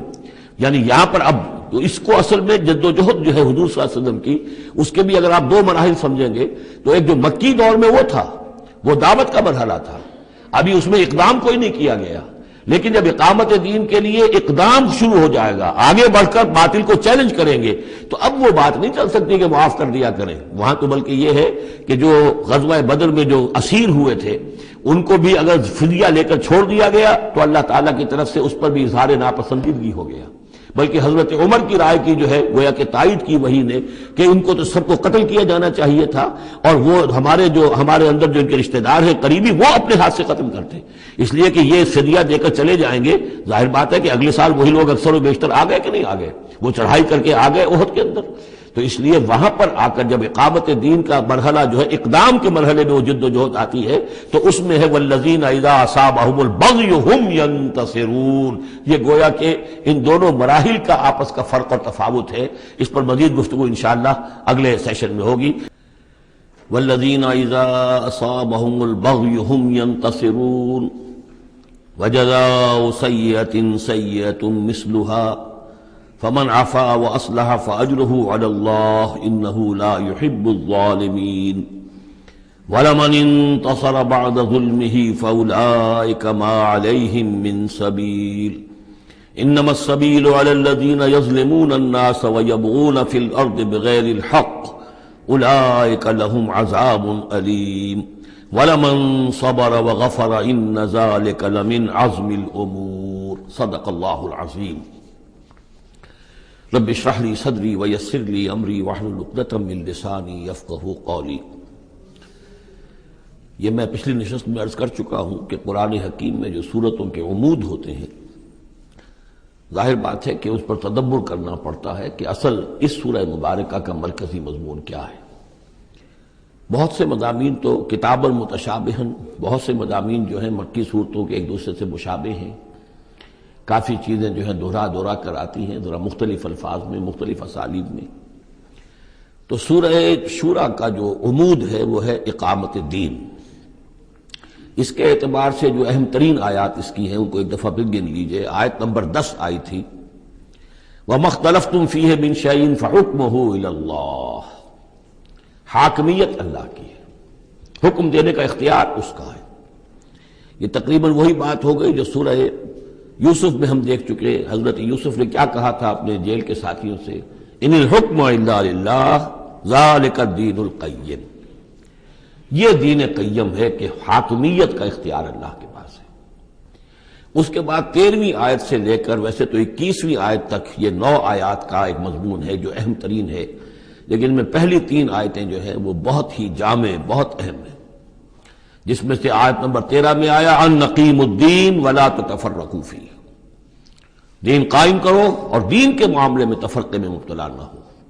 اور جزیات میں اختلاف ہو جائے کوئی بات نہیں ہے، لیکن دین جو اصل وحدت ہے اور اس کی اقامت کی جد و جہد، اس میں تفرقہ نہیں. پھر اس میں حضور کو حکم کہ آپ ڈٹے رہیے، اسی بات کا حکم دیتے رہیے. اور اس میں یہ کہ ان کی خواہشات کی پیروی نہ کیجیے. اور اہم ترین بات آ گئی وَأُمِرْتُ لِأَعْدِلَ بَيْنَكُمْ. کہہ دیجئے کہ میں عدل قائم کرنے آیا ہوں. میں صرف واعظ کہنے والا نہیں ہوں بلکہ عدل قائم کرنا یہ میرا فرض منصبی ہے. پھر اسی سلسلے کی آخری آیت جو ہے 21ویں آیت، اس میں یہ ام لہم شرکاء شرعوا لہم من الدین ما لم یأذن بہ اللہ. کیا ان کے شریکوں میں کوئی ایسا بھی ہے جس نے دین دیا ہو ان کو؟ اصل میں تو اللہ ہوا ہے جس نے تمہیں دین دیا ہے، دین حق دیا ہے. الیوم اکملت لکم دینکم واتممت علیکم نعمتی ورضیت لکم الاسلام دینا. تمہیں مکمل نظام زندگی دیا ہے. تو یہ اس کے بعد پھر یہ آیات جو ہم پڑھ رہے تھے کہ جو لوگ اب اس کے لیے کمر کس لیں انہیں دیکھنا چاہیے کہ انہیں اپنے اندر کیا اوصاف پیدا کرنے ہیں. اس میں بھی پہلی 3 آیتیں میں سے کل آیتیں یہ 8 ہیں، آیت نمبر 36 سے 43 تک. لیکن یہ کہ پہلی 3 آیتیں جو ہیں جو ہم پڑھ چکے ہیں وہ بہت ہی جامع ہیں. ان میں جو چیزیں ہم پڑھ چکے ہیں وہ نوٹ کر لیجئے. سب سے پہلی بات یہ کہ یہ بات پوری طرح واضح ہو جائے کہ دنیا و ما فیہا ان کی کوئی وقت نہیں ہے. اصل شے وہ ہے جو اللہ کے پاس ہے. انسان فیصلہ کر لے کہ میں طالب آخرت ہوں. دنیا میں رہنا ہے، زندہ رہنا ہے، اس کی ضروریات فراہم کرنی ہے، متاع ہے، ضرورت کی حد تک جو ہے اس میں وقت لگایا جائے گا، لیکن یہ کہ اصل مطلوب آخرت ہے. نمبر 2، توکل اس جد و جہد میں صرف اللہ کی ذات پر ہو، اپنے وسائل پر نہیں، اپنی ذہانت پر نہیں، اپنی قوت پر نہیں، اپنی صلاحیت پر نہیں. نمبر 3، جو کبیرہ گناہ ہے ان سے انسان بالکل مجتنب ہو، ان میں سے کسی میں ملوث نہ ہو. فحش سے بالکل اپنے آپ کو پاک رکھے. اور پھر یہ کہ وہ غصے کو اپنے قابو میں رکھے. وَإِذَا مَا غَضِبُوا هُمْ يَغْفِرُونَ. اس کے بعد اب وہ اللہ کی اس پکار پر جب لبیک کہتا ہے، اس کے لیے جد و جہد کرنے کے لیے وہ فیصلہ کر لیتا ہے وَالَّذِينَ اسْتَجَابُوا لِرَبِّهِمْ، اور اس کے لیے پھر اللہ تعالیٰ کی ساتھ ایک قلبی رشتہ قائم رکھنے کے لیے التزام نماز. وَأَقَامُوا الصَّلَاةَ وَأَمْرُهُمْ شُورَىٰ بَيْنَهُمْ، اور پھر مشاورت کا انتظام اور آخری بات یہ کہ جو کچھ اللہ نے دیا اسے لگا دینا، کھپا دینا، جہاد بالمال۔ 3 آیتوں میں اتنی باتیں ہیں کہ جو سامنے آئی ہیں، اور یہ مکی صورت ہے، یعنی یہ سمجھیے کہ جو کچھ مدنی دور میں آ کر پھر صحابہ کرام کی طرف سے جو جو چیزیں ظاہر ہوئی ہیں اس کے لیے گویا کہ یہ ہے تمہید، یہ میدان تیار کیا گیا ہے، ان کو اس کے لیے ذہناً جو ہے پوری طریقے سے تیار کر لیا گیا ہے مکی صورتوں میں۔ البتہ اب جو 5 آیتیں ہیں ان میں در حقیقت ایک ہی مضمون آ رہا ہے جو میں عرض کر چکا ہوں کہ پچھلی صورت جو ہے وہ اس کا مرکزی مضمون تھا دعوت۔ اس میں تو یہ ہے دعوت کے مرحلے پر تو آپ کو خوشامد بھی کرنی پڑتی ہے، لوگوں کو جا کر ان کے دروازوں پر دستک دینی پڑے گی، ان کی جلی کٹی باتیں بھی سننی ہوں گی، اور یہ کہ اگر وہ گالیاں دیں تو بھی صبر کرنا ہوگا، وہ اگر کچھ اور آپ پر زیادتی کرے برداشت کرنا ہوگا، وہ معاملہ اور ہے۔ لیکن اقامت دین کی جد و جہد میں ایک وقت وہ آتا ہے کہ پھر جب ایکٹیو ریزسٹنس ہوتی ہے، وہ پہلا دور ختم ہوا، اب جب آ گیا وہ دور ایکٹیو ریزسٹنس، چیلنج، میدان میں آ کر اور باطل کو للکارنا، اب وہاں یہ ہے کہ اب یہ قانون بدل گیا۔ والذین اذا اصابہم البغی ہم ینتصرون، وہ لوگ کہ جن پر اگر کوئی زیادتی ہو وہ بدلہ لیتے ہیں۔ وجزاء سیئۃ سیئۃ مثلھا، اب دیکھیں کس قدر اس میں بظاہر کنٹراسٹ ہے۔ لا تستوی الحسنۃ ولا السیئۃ ادفع بالتی ہی احسن، وہاں تو یہ تلقین تھی اور یہاں پر تلقین مختلف ہے، اور یہی 2 ادوار ہیں حضور کی سیرت کے۔ مکے میں حکم یہ تھا کہ تمہارے ٹکڑے بھی کر دیے جائیں تو تم نے ہاتھ نہیں اٹھانا، کفو ایدیکم۔ مدینے میں آگے فرمایا گیا کہ لڑو، جنگ کرو، اینٹ کا جواب پتھر سے دو، جو زیادتی وہ کریں اتنی زیادتی تم بھی کرنے کا تمہیں حق ہے۔ وہ اگر بٹا لگاتے ہیں اشہر حرم کی حرمت کو تو تم بھی اب اس وجہ سے رک نہ جاؤ کہ اشہر حرم ہے، ان کو اسی مہینے میں ان کو بھی قتل کرو۔ یہ ساری چیزیں جو ہیں اب سورہ بقرہ کے اندر پڑھا ہے۔ تو یہ انداز جو ہے یہ دعوت اور اقامت، ان دونوں الفاظ کے حوالے سے اس کو سمجھ لیجئے کہ یہ فرق اور تفاوت ہے۔ وجزاء سیئۃ سیئۃ مثلھا، اور برائی کا بدلہ ویسی ہی برائی ہے۔ فمن عفا واصلح فاجرہ علی اللہ، ہاں اگر کوئی معاف کر دے اور معاف کرنے میں اصلاح کی صورت نظر آ رہی ہو، یہ معاف کرنا اگر اسی اعتبار سے ہو کہ کسی شخص کو معاف کرنے سے توقع ہو کہ وہ صحیح ہو جائے گا، درست اپنے آپ کو کر لے گا، فاجرہ علی اللہ، تو ایسے شخص کا اجر اللہ کے ذمے ہے۔ انہ لا یحب الظالمین، لیکن اللہ ظالموں کو پسند نہیں کرتا۔ یہ ہم پڑھ چکے ہیں سورہ بقرہ میں بھی، وَلَكُمْ فِي الْقِصَاصِ حَيَاةٌ يَا أُولِي الْأَلْبَابِ، اے ہوش مندو قصاص میں زندگی ہے۔ وَلَمَنِ انتَصَرَ بَعْدَ ظُلْمِهِ، اور جو شخص بدلہ لے، انتقام لے اس کے بعد کہ اس پر ظلم کیا گیا، فَأُولَٰئِكَ مَا عَلَيْهِم مِّن سَبِيلٍ، تو اس پر کوئی الزام نہیں ہے۔ آپ یہ نہیں کہہ سکتے بھائی تم نے معاف کیوں نہیں کیا، نہیں، اس کا حق ہے، اگر وہ معاف نہیں کرتا وہ بدلہ لے سکتا ہے۔ وَلَمَنِ انتَصَرَ، دیکھیے انداز ہی بالکل مختلف ہے یہ، اور یہی 2 مرحلے ہیں۔ اسی کو پھر ہائی لائٹ کیا ہے پروفیسر منگمری واٹ نے، محمد ایٹ مکہ کچھ اور ہے، محمد ایٹ مدینہ کچھ اور ہے۔ وہاں صورت یہ تھی کہ کفو ایدیکم، اپنے ہاتھ بندھے رکھو، نغمہ ہے بلبل شوریدہ تیرا خام ابھی، اپنے سینے میں اسے اور ذرا تھام، ابھی ایک وقت آئے گا تمہیں اجازت دی جائے گی، تم اپنے پورا انتقام لینا ان سے۔ جیسا کہ میں نے عرض کیا، جس طرح پھر حضرت بلال نے قتل کیا ہے اپنے اس آقا کو، سابق آقا کو، امیہ ابن خلف کو، وہ ان کو اس کا حق تھا۔ وَلَمَنِ انتَصَرَ بَعْدَ ظُلْمِهِ، یہ بالکل اسی طرح کی بات آ گئی جیسے کہ 6 پارے کی پہلی آیت تھی، لا يحب اللہ الجہر بالسوء الا من ظلم، اللہ کو کوئی بری بات زبان سے نکالنا بلند آواز سے پسند نہیں ہے، لیکن وہ شخص جس پر ظلم کیا گیا مظلوم ہے وہ اس سے مستثنی رہے گا۔ وَلَمَنِ انتَصَرَ بَعْدَ ظُلْمِهِ، جو بدلہ لیتا ہے، انتقام لیتا ہے جبکہ اس کے اوپر ظلم کیا گیا، فَأُولَٰئِكَ مَا عَلَيْهِم مِّن سَبِيلٍ، اس پر کوئی ملامت نہیں ہے، کوئی الزام نہیں۔ إِنَّمَا السَّبِيلُ عَلَى الَّذِينَ يَظْلِمُونَ النَّاسَ، اصل میں تو الزام ان پر ہے کہ جو لوگوں پر ظلم کرتے ہیں، ان کے حقوق تلف کرتے ہیں، انہیں ایکسپلائٹ کرتے ہیں۔ وَيَبْغُونَ فِي الْأَرْضِ بِغَيْرِ الْحَقِّ، اور زمین کے اندر سرکشی کرتے ہیں، ناحق، خود حاکم بنتے ہیں، قوموں کو اپنا غلام بناتے ہیں، قوموں کا استحصال کرتے ہیں، ان کا خون چوستے ہیں۔ الزام ہوگا تو ان پر ہوگا، نہ یہ کہ جو لوگ بدلہ لیتے ہیں۔ اولئک لہم عذاب علیم، اب دیکھیے عدل اور انصاف کی کیا اہمیت ہے، اور یہ میں نوٹ کراتا آ رہا ہوں آپ کو۔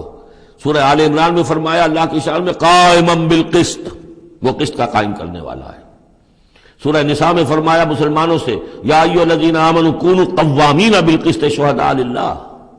سورہ مائدہ میں پھر فرمایا یا ایھا الذین آمنوا کونوا قوامین للہ شہداء بالقسط۔ اور اس کے بعد اب آپ دیکھ رہے ہیں اس سورہ مبارکہ میں حضور سے کہا گیا کہ کہہ دیجئے مجھے بھیجا گیا ہے عدل قائم کرنے کے لیے، وَأُمِرْتُ لِأَعْدِلَ بَيْنَكُمْ، اور یہ ہے اصل جو کہ لوگوں کے حقوق کو غصب کرتے ہیں، ان پر ظلم ڈھاتے ہیں، اور یہ کہ زمین میں سرکشی کرتے ہیں ناحق۔ ان پر ہے الزام. وَلَمَنْ صَبَرَ أُولَٰئِكَ لَهُمْ عَذَابٌ عَلِيمٌ، یہ وہ لوگ ہیں جن کے لیے عذاب علیم ہے. وَلَمَنْ صَبَرَ وَغَفَرَ إِنَّ ذَلِكَ لَمِنْ عَزْمِ الْأُمُورِ، ہاں یہ ایسی کیفیت ہو سکتی ہے کہ کوئی شخص صبر کرے اور معاف کر دے تو یہ بہت بڑے اونچے اور بڑی ہمت کے کاموں میں سے ہے، لیکن یہ دیکھ کر سچویشن کے مطابق ہوگا. اس کے بعد پھر وہی مکی صورتوں کے جو مضامین ہیں اس کو دیکھیے. وَمَن يُضْلِلِ اللَّهُ فَمَا لَهُ مِن وَلِيٍّ مِّن بَعْدِهِ، اور جس کو اللہ تعالیٰ نے گمراہ کر دیا ہو، یعنی جس کی گمراہی پر اللہ تعالیٰ کی طرف سے مہر لگ چکی ہے، تو اس کے لیے پھر کوئی نہیں ہے اس کے بعد کوئی ولی، کوئی نہیں ہے کہ جو اس کو ہدایت دے سکے. وَتَرَى الظَّالِمِينَ لَمَّا رَأَوُا الْعَذَابَ يَقُولُونَ هَلْ إِلَىٰ مَرَدٍ مِّن سَبِيلٍ، اور تم دیکھو گے ظالموں کے کہ جب وہ دیکھیں گے عذاب کو تو وہ کہیں گے کہ کہیں پھر جانے کے لیے کوئی راستہ ہے یا نہیں، لوٹ جانے کے لیے دنیا کی طرف واپس جانے کا بھی کوئی راستہ ہے یا نہیں. وَتَرَاهُمْ يُعْرَضُونَ عَلَيْهَا، اور جب تم دیکھو گے انہیں کہ وہ پیش کیے جائیں گے عذاب کے سامنے، جہنم کے سامنے کھڑے کیے جائیں گے. خاشعین من الذل، ان کے نگاہیں زمین میں گڑی ہوئی ہوں گی اس ذلت کی وجہ سے. ینظرون من طرف خفی، اپنی کننکھیوں سے دیکھ رہے ہوں گے، اپنے ایک دوسرے سے بات کریں گے. وقال الذین آمنوا، اور اہل ایمان اس وقت کہیں گے ان الخاسرین الذین خسروا انفسهم واہلیہم یوم القیامہ، واقعتاً تباہ و برباد ہونے والے تو وہ لوگ ہیں جنہوں نے اپنے آپ کو اور اپنے اہل و عیال کو قیامت کے دن اس خسارے اور اس تباہی میں مبتلا کیا. الا ان الظالمین فی عذاب مقیم، آگاہ ہو جاؤ کہ یقیناً یہ ظالم ایک مسلسل عذاب میں رہیں گے، قائم رہنے والا، دائم رہنے والا عذاب. وما كان لهم من اولیاء ينصرونهم من دون اللہ، اور ان کے کوئی مددگار نہیں ہوں گے کہ جو ان کی مدد کر سکے اللہ کے مقابلے میں. ومن يضلل اللہ فما له من سبیل، اور جسے اللہ تعالیٰ نے گمراہ کر دیا ہو اب اس کے لیے کوئی راستہ نہیں. اب پھر دو آیتیں بڑی عظیم آ رہی ہیں کہ جو اقامت دین سے متعلق ہیں. استجیبوا لربکم من قبل ان یأتی یوم لا مرد له من اللہ ما لکم من ملجأ یومئذ وما لکم من نکیر. وہی لفظ استجابت آ گیا، والذین استجابوا لربہم، وہاں وہ مدح کے انداز میں تھا جن لوگوں نے اپنے رب کی پکار پر لبیک کہا. اب یہاں پکار ہے، یہ سب کچھ تم نے سن لیا، پڑھ لیا، دیکھ لیا، سمجھ لیا. استجیبوا لربکم، اب اپنے رب کی پکار پر لبیک کہو. من قبل ان یاتی یوم لا مرد له من اللہ، اس سے پہلے کہ اللہ کے حکم سے وہ دن آ جائے کہ پھر جس کو لوٹایا نہیں جا سکے گا. تمہاری موت کا وقت بھی آ سکتا ہے، کل آ سکتا ہے. تم نے لمبے چوڑے پلان بنائے ہوئے ہیں، یہ میں کر لوں، ذرا یہ کر لوں، اس سے فارغ ہو جاؤں، اس ذمہ داری سے نبٹ لوں، پھر بس اپنے آپ کو فارغ کر دوں گا دین کے لیے. پتہ نہیں وہ وقت آتا ہے کہ نہیں آتا، تمہارے پاس اتنی مہلت ہے کہ نہیں ہے. دیر مت کرو. استجیبوا لربکم، اپنے رب کی، اور وہ استجابت کس بات کی؟ اقیموا الدین ولا تتفرقوا فیہ، کہ دین کو قائم کرو اور اقامت دین اور اقامت دین کی جد و جہد میں اختلاف نہ کرو. استجیبوا لربکم من قبل ان یاتی یوم لا مرد له من اللہ ما لکم من ملجأ یومئذ، نہیں ہوگا تمہارے لیے اس دن کوئی ٹھکانہ، کہیں جائے پناہ نہیں ملے گی. وما لکم من نکیر، اور نہیں ہوگا تمہارے لیے وہاں منکر ہو جانا، انکار کر دینا، تم اپنی خطاؤں سے انکار نہیں کر سکو گے. فإن اعرضوا، اب یہاں خطاب ہے حضور سے، اے نبی، فإن اعرضوا، اگر یہ اعراض کریں، اگر اللہ کی اس پکار پر لبیک نہ کہیں، اگر اس کے لیے کمر نہ کسیں، فما ارسلناک علیہم حفیظا، تو ہم نے آپ کو ان پر کوئی ذمہ دار بنا کر نہیں بھیجا ہے، آپ ان کے اوپر داروغہ بنا کر نہیں بھیجے گئے. ان علیک الا البلاغ، نہیں ہے آپ پر مگر صاف پہنچا دینے کی ذمہ داری. یہ حضور کی طرف رخ کر کے فرمایا.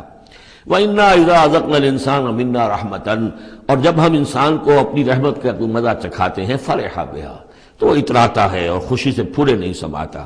وَإِن تُصِبْهُمْ سَيِّئَةٌ بِمَا قَدَّمَتْ أَيْدِيهِمْ، اور اگر انہیں کوئی آ پڑے ان پر کوئی برائی ان کے اپنے ہاتھوں کے کرتوتوں کے بدولت، فَإِنَّ الْإِنسَانَ كَفُورٌ، تو انسان بالکل ناشکرا بن جاتا ہے. لِلَّهِ مُلْكُ السَّمَاوَاتِ وَالْأَرْضِ، آسمانوں اور زمین کی بادشاہی اللہ ہی کے لیے. عام طور پر آتا ہے للہ ما فی السماوات و ما فی الارض، یہاں پر دیکھیے نوٹ کیے للہ ملک السماوات، اس لیے کہ اقامت دین، اللہ کی حاکمیت، نظام کا قائم کرنا، اس کی مناسبت سے للہ ملک السماوات والارض، زمین و آسمان کی بادشاہی اللہ ہی کے لیے. یخلق ما یشاء، وہ جو چاہتا ہے پیدا کرتا ہے. یہب لمن یشاء اناثا، جس کو چاہتا ہے بیٹیاں ہی بیٹیاں دیتا ہے. ویہب لمن یشاء الذکور، اور جس کو چاہتا ہے بیٹے ہی بیٹے دیتا ہے. اور یزوجہم ذکرانا و اناسا، یا جوڑے جوڑے کر دیتا ہے کہ لڑکے بھی اور لڑکیاں بھی، بیٹے بھی اور بیٹیاں بھی، وَيَجْعَلُ مَن يَشَاءُ عَقِيمًا، اور جس کو چاہتا ہے بانجھ کر دیتا ہے کہ اس کی اولاد نہیں ہوتی۔ انہ علیم قدیر، وہ علیم ہے، جو کچھ کر رہا ہے اپنے علم کی بنیاد پر کر رہا ہے، قدیر ہے، اسے ہر قدرت حاصل ہے۔ اب وہ آیت آ گئی کذالک کیا، کس طرح وحی کرتا ہے اللہ۔ یہ ہے وحی کے حقیقت کے اور اقسام کے موضوع پر قرآن مجید کی اہم ترین آیت ہے۔ وما کان لبشر ان یکلمہ اللہ، کسی بشر کا یہ مقام نہیں ہے کہ اللہ اس سے کلام کرے، یعنی یہ نہیں کہ اللہ کے لیے ممکن نہیں ہے، نہیں، انسان وہ اتنی پستی میں ہے اس وقت کہ اس کا یہ مقام نہیں ہے، اس کے لیے یہ ممکن نہیں ہے، اس کے لیے ممکن نہیں ہے، اللہ تو جو چاہے کرے۔ ما کان لبشر ان یکلمہ اللہ، نہیں ہے کسی بشر کا یہ معاملہ اور یہ اس کا مقام نہیں ہے کہ اللہ اس سے کلام کرے، الا وحیا، یا سوائے وحی کے، وہ وحی ہے جو براہ راست ہوتی ہے، اللہ تعالیٰ کسی کے دل میں ڈال دیتا ہے، القاء ہے، الہام ہے، یہ ہے وحی کی پہلی شکل، براہ راست اللہ۔ او من ورائے حجاب، یا پھر بات کرتا بھی ہے تو اوٹ سے، پردے کی اوٹ سے، جیسے کہ حضرت موسیٰ علیہ السلام سے بات کی ہے، وہ بات ہوئی ہے، کلم اللہ موسیٰ تکلیما، لیکن من ورائے حجاب۔ تیسری شکل او یرسل رسولا، یا پھر وہ اپنے کسی پیغام پر کوئی ایلچی کو بھیجتا ہے، فرشتے کو بھیجتا ہے، فیوحی باذنہ ما یشاء، اور پھر وہ وحی کرتا ہے اللہ کے حکم سے جو وہ چاہتا ہے۔ تو گویا کہ تین شکلیں ہو گئیں، وحی براہ راست اللہ کی طرف سے، یہ الہام ہے، القاء ہے، جیسے کہ وہ شہد کی مکھی کو وحی کر رہا ہے، ہر آسمان میں وحی کر دی ہے۔ غیر نبی تھی حضرت موسیٰ کی والدہ، ان کو وحی کر دی، وہ جو دل میں ڈال دے۔ اور دوسرے یہ کہ کلام کی دوسری شکل من ورائے حجاب، جیسے حضرت موسیٰ۔ تیسرا یہ ہے قرآن کے نزول کی شکل، کہ جبریل کے ذریعے سے، فرشتے کے ذریعے سے وہ قرآن آیا ہے اور وہ انہوں نے حضور کے قلب مبارک پر براہ راست نازل کیا ہے۔ انہ علی حکیم، اللہ بہت بلند و بالا ہے، یعنی اللہ کی جو شان ہے وہ اتنی بلند ہے کہ وہ اس سے آگے انسان سے کھلم کھلا جو ہے کلام کرنا اس کی شان سے فروتر ہے، اور حکیم ہے، کمال حکمت والا ہے۔ اس نے جو بھی طریقہ بنایا کمیونیکیشن کا انسانوں کے ساتھ، وہ یہ طریقہ ہے جو اس نے بتا دیا۔ وَكَذَلِكَ أَوْحَيْنَا إِلَيْكَ رُوحًا مِّنْ أَمْرِنَا، اسی طرح ہم نے وحی کی ہے اے نبی آپ کے جانب اپنے امر میں سے ایک روح۔ اب یہاں وحی کو پھر روح کہا ہے، روح من امر۔ وَكَذَلِكَ أَوْحَيْنَا إِلَيْكَ رُوحًا مِّنْ أَمْرِنَا، یہ قرآن جو ہے یہ روح من امرنا ہے، یہ ہم نے آپ کی طرف وحی کیا ہے۔ اور یہ اب اہم ترین مقام آ رہا ہے قرآن میں، یہ بتانے کے لیے کہ خود حضور صلی اللہ علیہ وسلم کا ایمان جو ہے وہ بھی قرآن کے ذریعے سے در حقیقت اس نے ایک حقیقی اور واقعی شکل اختیار کی ہے۔ حضور کو قرآن ایمان کہاں سے ملا؟ حضور خود جو ہے وہ تو ایک ایمان کی دہکتی ہوئی بھٹی تھے کہ جو بھی آپ کے قریب آیا اسے ایمان مل گیا۔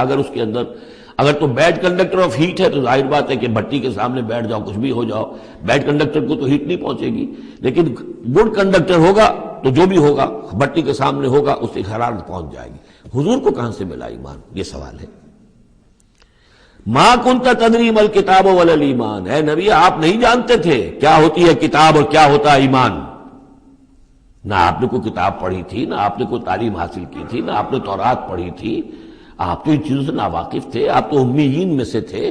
ما کنت تدری ما الکتاب ولا الایمان ولیکن جعلناہ، اس قرآن کو ہم نے بنایا ہے نوراً نہدی بہ من نشاء من عبادنا، وہ نور بنایا ہے کہ جس کے ذریعے سے ہم ہدایت دیتے ہیں اپنے بندوں میں سے جس کو چاہتے ہیں۔ اور یہ سب سے پہلے یوں سمجھیے، جو میں نے عرض کیا ہے کہ فطرت انسانی میں ڈورمنٹ ایمان موجود ہے، تو روح محمدی میں سب سے زیادہ قوی، جیسے پیٹرول کی مثال آئی تھی کہ ذرا سی وہ دیوار سلائی ابھی دور ہی ہوگی، پیٹرول آگے بڑھ کر جو ہے اس کو پکڑ لے گا۔ اس طریقے سے نور علی نور، وہ نور جو نور محمدی میں موجود تھا ڈورمنٹ تھا۔ ہمارے علماء نے اکثر یہ کہا ہے کہ وہ اجمالی ایمان تھا، تفصیلی ایمان آپ کو قرآن سے ملا۔ میں اس کی تعویل کر رہا ہوں کہ وہ پوٹینشل ایمان تھا، اس نے ایکچوئل ایمان کی شکل اختیار کی قرآن کے ذریعے سے۔ یہ تعبیر جو ہے یہ اس کی زیادہ صحیح تر تعبیر ہے کہ قرآن روح محمدی میں وہ ایمان جو ہے موجود تھا، ڈورمنٹ تھا، پوٹینشل تھا، اس کو قرآن نے آ کر جگمگایا، ایکٹیویٹ کر دیا۔ وَكَذَلِكَ أَوْحَيْنَا إِلَيْكَ رُوحًا مِّنْ أَمْرِنَا مَا كُنْتَ تَدْرِي مَا الْكِتَابُ وَلَا الْإِيمَانُ وَلَٰكِنْ جَعَلْنَاهُ نُورًا نَّهْدِي بِهِ مَن نَّشَاءُ مِنْ عِبَادِنَا، اور جب آپ کے قلب مبارک میں وہ ایمان نور علی نور جگمگا اٹھا ہے، اب آپ ہدایت دیں گے لوگوں کو سیدھے راستے کی طرف۔ اب آپ یوں سمجھیے کہ روشنی کا مینار بن گئے ہیں کہ جو جہازوں کو راستہ دکھاتا ہے۔ انک لتہدی الی صراط مستقیم صراط اللہ الذی لہ ما فی السماوات و ما فی الارض، اس اللہ کے راستے کی طرف کہ جس کے لیے ملکیت ہے ہر شے جو آسمانوں میں ہے اور ہر شے جو زمین میں ہے۔ الا الی اللہ تصیر الامور، آگاہ ہو جاؤ کہ اللہ ہی کی طرف تمام معاملات لوٹا دیے جائیں گے۔